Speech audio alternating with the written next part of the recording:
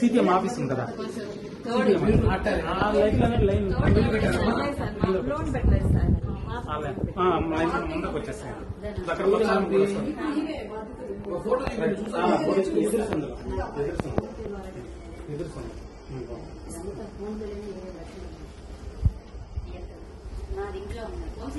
ఎవరు సపోర్ట్ అన్న ఇంతకు ముందు టీడీపీ సత్యం 33వ వార్డు.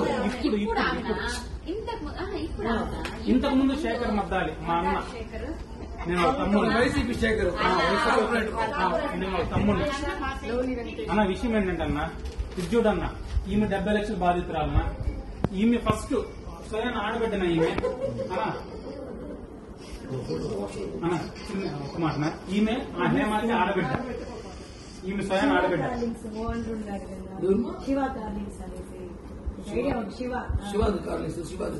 ఆయన చనిపోయారు. ఆయన నా భర్త.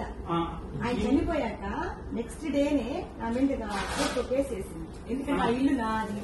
ఒక్క నిమిషం ఉండమ్మా, ఒక్క నిమిషం. హేమాకి స్వయం ఆడబిడ్డ ఈమె వచ్చేసి ఈ ఇంట్లో ఒక 7 to 8 years బ్యాక్ బాడుకున్నదన. 2,000 రూపాయలు కూడా బాడుగా అద్దె కట్టలేదు.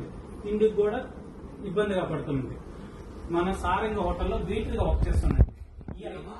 ఈమె కాదు హేమ, వీళ్ళ ఇంట్లో బాడుకుంటూ ఈ రోజు 5 నుంచి 6 కోట్ల ప్రాపర్టీ ఉంది. ఎలా వచ్చింది? ఒక్క మాట ఇంకొక మాట అన్న. ఈమె దగ్గర ఒక 70 లక్షలు తిన్నారన్న. ఈమె దగ్గర ఒక 60 లక్షలు తిన్నారు. 24 లక్షల రూపాయలు ఫోన్ పే అకౌంట్స్ ఉన్నాయి. 16 లక్షలు క్యాష్ డిపాజిట్ చేసింది బ్యాంక్ లో. క్యాష్ గా బై హ్యాండ్ ఒక 20 లక్షలు వరకు ఇచ్చింది. ఈఎంఐ ఒక 20 లక్షలు ఇచ్చిందనా. ఇవన్నీ కూడా మొగుళ్ళకి తెలియకుండానే చేసినట్టువేనా?